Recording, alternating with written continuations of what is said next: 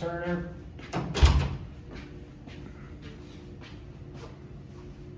Court's in session. Ladies and gentlemen of the jury, Mr. McCleary was incarcerated for 15 years and never had any substantial mental health or rehabilitative support during his incarceration or after his release. I'm going to be outlining to you with expert testimony and firsthand accounts. Mr. McCleary was not given a fair shot at life. The system robbed him of a fair shot at life and violated the 8th and 14th Amendments. Ladies and gentlemen of the jury, this is not an abuse case. This is not a neglect case. It's somebody trying to blame the system for his own choices. The evidence will show that the CDCR followed every rule enacted within its constitutional duties. McCleary signed up for a voluntary peer-led group, a program that he chose on his own. He was told that what it was, he understood the risks, and he knew it was not professional therapy. The CDCR never promised him one-on-one counseling because the law does not require that, and no prison in the country could provide it even if it wanted to. You will see that McCleary had access to programs, mental health staff, and reentry services just like every other inmate. The CDCR cannot control what someone does after his release. His relapse, his struggles, and choices he made months later are his responsibility, not the state's.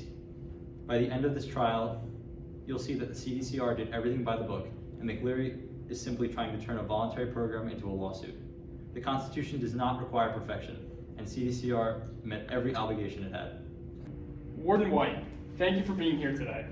Could you please state your name and name and position for the record? My name is Warden White, and I oversee operations at the CDCR.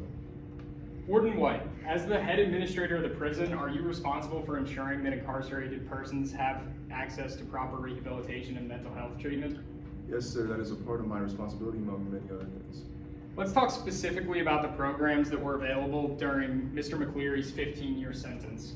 Would you say during that time that your prison's rehabilitation and mental health programs were sufficient? We provide what we can with the resources that we have. Isn't it true that during much of Mr. McCleary's prison sentence, the prison had no long-term trauma-informed therapy group comparable to the intensive group work shown in the documentary The Work? We had some programs, but nothing as intensive as what you are describing. So you agree that nothing resembling a multi-day deep therapy circle where men break down emotional walls, confront past trauma, and receive consistent guidance was ever available to Mr. McCleary? Not in that specific format, no. And you're aware that trauma and untreated mental health issues are major contributors to recidivism as well, correct? Yes, that is correct, and that is very highly recognized. In fact, the research shows that people who receive evidence-based therapy are statistically less likely to reoffend. Yet Mr. McCleary waited years to just see a basic mental health counselor, didn't he? There were a long wait list at times. Staffing shortages. Well, we'll discuss staffing in a moment. For now, please answer the question. Did Mr. McCleary wait years to see a basic therapist? Yes, he did. Let's move on to the reentry preparation. CDCR is required to support returning citizens with job readiness, housing resources, and reintegration services. Did McCleary receive a documented plan? He received a packet of materials that is standard. A packet. Was he ever enrolled in a structured reentry program, one with counseling, job training, real-world transition assistance? Not formally, no. Those programs are limited in capacity. Isn't it true, Warden, that a significant number of men in your facility are released with no stable housing, no employment plan, and untreated trauma, effectively released into the jungle, as Garcia Hallett describes in her research? I'm familiar with the metaphor, yes. So to summarize, Mr. McCleary was incarcerated for 15 years, was provided with no intensive trauma-informed program, waited years to see mental health staff, and he received no structured reentry support before release. And you acknowledge that all of those factors contribute to recidivism. Is that all accurate? Yes, they are accurate in the context of limitations we face. Thank you, Warden. No further questions at this time. Warden White, thank you for returning to the stand. Let's start by giving the court a clearer picture of your role. Can you briefly describe the scope of your responsibilities as Warden of the state prison? Yes, I can. So I oversee all operations coming from security, staffing, programming, health services, budgeting, and compliances with state policies. It's really just a large system with many moving parts. Earlier, opposing counsel highlighted that what the prison didn't have. I want to focus on what the facility did provide. During the years of Mr. McCleary's incarceration, did the prison offer any rehabilitation programs? Yes, we offered educational classes, substance abuse counseling, anger management, cognitive behavior groups, and various reentry workshops. And the programs were available to the general population? Yes, anyone who signed up could participate, subject to space insecurity and security classification. Let's talk realistically about the staffing shortages mentioned earlier. Can you explain why intensive multi-day therapy programs, like the ones seen in the work, were not feasible at this prison? Those programs required highly trained facilitators, extensive security staffing, dedicated space, and consistent outside funding. We simply don't have the resources to build or sustain a program of that scale. So it wasn't a matter of neglect, it was a matter of logistics and funding. Exactly. We're mandated to prioritize safety and essential services first. Program expansion depends on state appropriations. Opposing counsel focused on wait lists. Can you explain why mental health wait times can become long in a facility of your size? Of course, we house a large amount of inmates in our prison. At times, we've only had 2 or 3 clinicians available. Even maximizing the schedule's demand far exceeds capacity. But the prison still provides mental health services. Yes, every incarcerated inmate has access to screenings, crisis intervention, medication management, and scheduled appointments. It's not perfect, but it's active and ongoing. Now, let's talk about your reentry preparation. Is the prison required to provide a statewide standard reentry materials? Yes, and we do package referrals, program lists, traditional housing contacts. They're all included.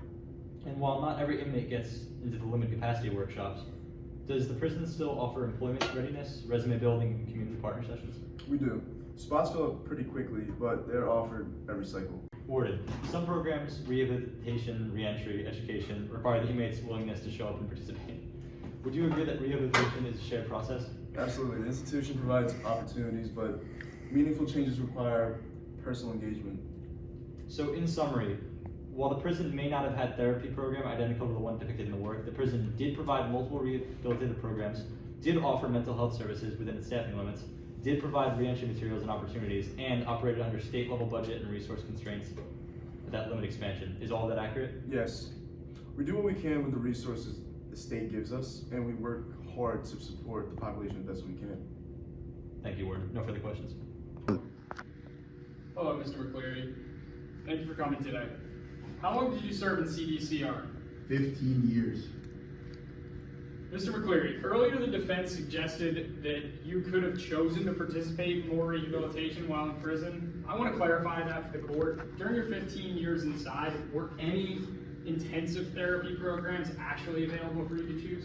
No, not the kind that help you dig deep. The waiting lists were years long and most programs were surface level. Nothing like what you saw in the work. When you say surface level, what exactly do you mean, Mr. McCleary? Classes where you fill out worksheets, maybe an hour a week, talking in a group where no one feels safe enough to be real. Nothing that deals with the kind of trauma men carry in there. Let's talk about that trauma. You've shared that you grew up surrounded by violence and carried that into adulthood. Did anyone in the prison system ever help you unpack that? No, I asked, I tried. I put in request forms for mental health, but you wait months just for a 15-minute check-in. You don't get help, you get monitored. In the documentary The Work, men talk about taking off the mask. Did you take off your own mask ever while incarcerated? No, the mask, it keeps you alive in there. Vulnerability gets you hurt unless you're in a real therapeutic space, but we never had that. The defense implied that you should have been better prepared for reentry. Were you provided any meaningful reentry support before release? I got a packet with phone numbers. Half of them didn't answer. No job training, no housing plan, no therapy follow-up. They opened the gate and said, good luck. How did it feel to re-enter society without any support at all? It felt like being released into a jungle, just like Garcia Howlett wrote. Everything's moving fast. Everyone expects you to know how to survive. Meanwhile, you're still trying to figure out how to breathe outside those walls. What would you say were the biggest barriers you faced? Housing, work, and dealing with my own emotions. I would get overwhelmed by people, noise, decisions. Trauma doesn't disappear just because the state says your sentence is over. Did the lack of rehabilitation inside prison make re-entry more difficult? Yes, I walked out the same person I was when I went in, with more scars and no tools. One final question, Mr. McCleary. If you had access to those programs like the ones shown in the work, consistent, trauma-informed, emotionally safe, and research-backed, would it have changed your trajectory upon release? Absolutely. Those programs changed, man. I've seen it. I was never given that chance. Thank you, Mr. McCleary. No further questions. Mr. McCleary, you testified that prison programs were surface level and not what you personally needed. I want to make sure we put this in context. During your incarceration, you did have access to educational classes, cognitive behavioral groups, and reentry workshops, correct? Yeah, but like I said, they weren't deep enough. Understood, but the state did offer these programs, whether or not they were perfect, they existed, correct? Yeah, they existed. And you enrolled in some of them over the years. I did what I could. Yeah. So while you may not have received the level of therapy you felt you needed, it's fair to say the Department of Corrections did make efforts to provide programming to the incarcerated population. Efforts, sure, just not effective ones. Now, you mentioned trauma, and there's no question you faced serious challenges, but mental health services were available in the facility. You said yourself, you filed request forms and did meet with staff at times, correct? I met with them, but it wasn't real help. But it was still trained clinical staff, not nothing, right? Yeah, they were staff. Let's talk about responsibility. You stated that the mask keeps you alive, and that opening up was dangerous. I understand that perspective, but vulnerability is also a choice. Isn't it true that some incarcerated men did engage deeply in programs, even the same ones you call surface level? Some did, yeah. And some of those men were able to make progress, even without a program identical to the work, right? Maybe. Depends on the person. Exactly, and the state cannot mandate emotional readiness of each individual. They can only offer resources. Whether someone chooses to engage or not is ultimately personal, correct? I guess, yeah. Now, regarding reentry, you testified that you received a packet of resources, phone numbers, job contacts, housing programs. So again, while you felt it wasn't enough, you were not released with zero support, correct? I mean, technically, they gave me the packet. And part of reentry planning involves the individual reaching out, following up, and applying for assistance. That's accurate, isn't it? Yeah, you gotta reach out. Mr. McCleary, you described reentry as overwhelming, which is understandable. But many individuals with similar or even fewer supports do reintegrate successfully. Would you agree that the state cannot guarantee outcomes, only provide opportunities? They can't guarantee anything. No. And ultimately, once released, it becomes a collaboration between the returning citizen and community programs, correct? Yeah, I guess that's fair. Last question. You testified that if you had access to a program like the work, your trajectory absolutely would have changed. But isn't it true that programs like the work rely heavily on voluntary vulnerability, honesty, and willingness to confront deep trauma, things only you can bring to the table? Yeah, you gotta want it. You gotta open up. So no matter how excellent a program is, participation still depends on the individual's readiness and choices, correct? Yeah, that's true. Thank you. No further questions. Dr. Turner, could you briefly state your qualifications? I hold a PhD in clinical psychology with a specialization in trauma and correctional rehabilitation. I've worked in prison-based therapeutic programs and I've published research on trauma-informed correctional treatment and reentry. Are trauma-focused rehabilitation programs supported by research? Yes, the RAND Corporation conducted one of the most comprehensive meta-analyses on rehabilitation programs. They found that individuals who participate in correctional education and therapeutic programs are 43% less likely to return to prison compared to those who receive no treatment. Okay. You reviewed the work documentary? What type of program is shown in there? It's a group therapy program inside Folsom Prison run in the partnership with outside volunteers. It uses deep trauma, processing emotional accountability, and vulnerability. In psychology, we categorize that as trauma-informed therapy. How does the program address masculinity in prison? film shows incarcerated men encouraged to break down emotional barriers, to take the mask off. We see men expressing grief, talking about fatherhood, and confronting childhood trauma. This directly challenges toxic masculinity norms in prisons that require emotional numbness to survive. In your expert opinion, what happens when prisoners do not receive effective rehabilitation and mental health support? We often see unresolved trauma expressed through aggression, withdrawal, rule violations, or hopelessness. Untreated trauma correlates strongly with recidivism. Dr. Garcia Hallett's research follows formerly incarcerated women after release. How does that research relate to this case? Garcia Hallett shows that people leaving prison experience what they describe as being released into a jungle. They face housing barriers, job discrimination, stigma, and lack of support. Rehabilitation isn't just about therapy, it's about preparation for reentry. If Mr. McCleary was denied access to rehabilitation, how could that impact his ability to re-enter society effectively? Without trauma treatment, people carry the same pain that led them to prison in the first place. Garcia Hallett's participants described constantly feeling like the system wants them to fail. Lack of treatment is not neutral, it's harmful.